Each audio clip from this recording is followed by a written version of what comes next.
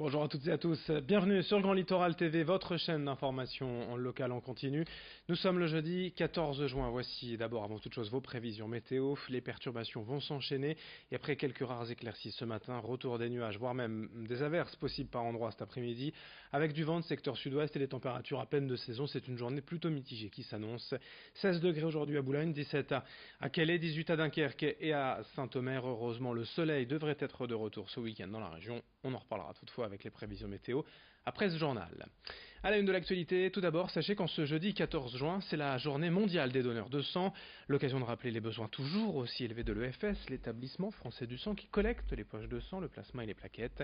Près de 10 000 dons sont nécessaires chaque jour en France pour aider et soigner les milliers de malades ayant besoin de transfusion. Pour cela, il y a les centres de dons permanents à Dunkerque notamment, mais aussi des collectes mobiles. Il y en a forcément une bientôt près de chez vous. Pour savoir où donner votre sang, il suffit d'aller sur le site dondesang.efs.santé.fr. C'est important, surtout en ce moment, avant les vacances d'été. Explication au micro de Vincent Villers.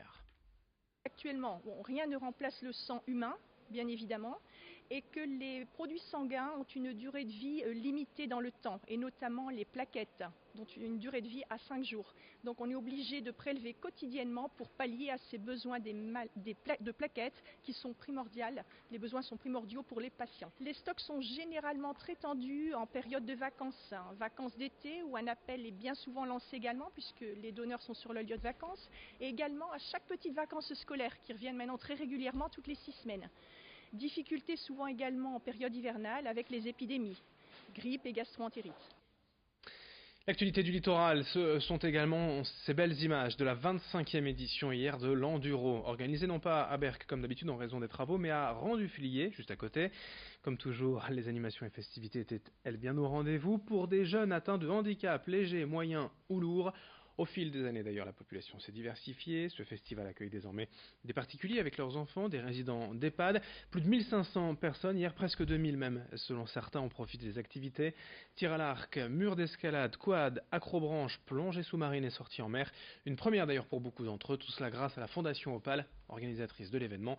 Explication au micro de Louis Caillé. C'est vachement important de pouvoir faire des activités au même titre que nous, les valides, quoi. À partir de ce moment-là, il n'y a plus de frontières, quoi.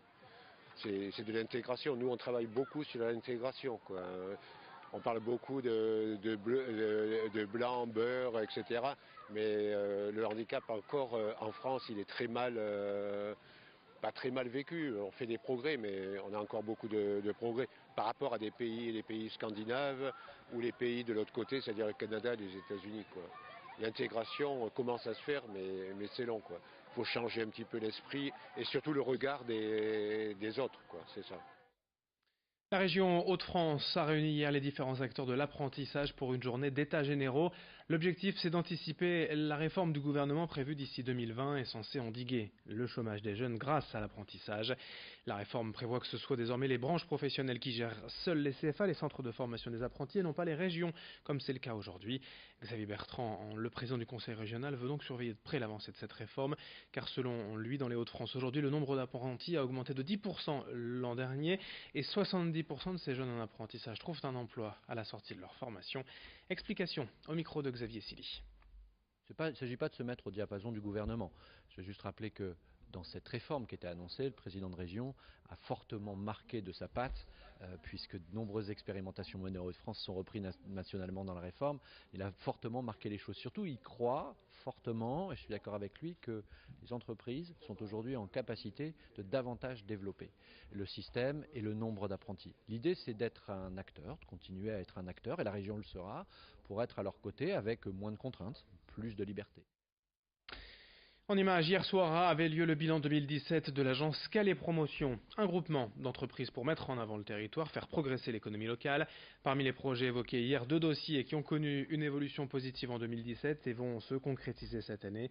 L'espace culturel Leclerc en centre-ville de Calais et l'arrivée de 3 nouvelles enseignes dans la zone des Cailloux, là où était installé auparavant Decathlon. Stockomanie, enseigne de déstockage de grandes marques, une animalerie Maxiso et Maison Dépôt, enseigne de meubles et de déco. Calais Promotion, en outre, propose un dispositif d'aide à l'implantation en centre-ville. En 2017, 68 projets ont ainsi été suivis, 21 ont abouti, 12 sont en cours. Enfin, l'agence a également permis la construction du mur protégeant la rocade portuaire de l'ancienne jungle. Explication à ce propos concernant Calais Promotion, cette agence, au micro de Louis Caillé. On a gagné plusieurs mois puisque le foncier était en réserve et donc ça nous a permis en fait à l'occasion d'un salon donc au MAPIC et au MIPIM, donc les deux sur la même année, de pouvoir rencontrer le groupe et de pouvoir conclure en fait cet accord qui fait qu'on va voir le jour avec 3 nouvelles enseignes. Donc Maxiso, Stockomanie et Maison Dépôt, qui représentent aussi la création de 40 nouveaux emplois. Pour finir, de belles images de cigognes dans la région à Averskerk. L'an dernier, 7 couples ont été recensés dans la région contre seulement 2 il y a 4 ans. Le retour de ces cigognes dans le Nord-Pas-de-Calais est forcément une bonne chose, une bonne nouvelle à l'heure où les ornithologues déplorent la disparition des hirondelles et des moineaux dans les villes. Hier, 3 cigogneaux ont été bagués par la Ligue de protection des oiseaux. Les animaux doivent en effet migrer d'ici quelques jours et ces bagues vont permettre de suivre leur parcours. La cigogne, pour info, fait partie des 3 grands oiseaux emblématiques avec le hibou grand-duc et le faucon pèlerin, dont les populations augmentent dans la région selon la LPO. Explication au micro de Corentin Escaillé.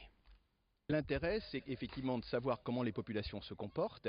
Si ces oiseaux-là préfèrent aller dans un autre site, il faudra bien évidemment mettre sur place, là où elles sont, des mesures de protection. Et c'est ça l'intérêt de suivre ces oiseaux d'un point de vue scientifique et de savoir si elles reviennent ou non chaque année sur le site où elles sont nées. Ils vont partir dans une dizaine de jours. La ponte a eu lieu début mars et là ils sont prêts à s'envoler. Donc c'était aujourd'hui la date limite pour pouvoir les baguer sans risque pour eux.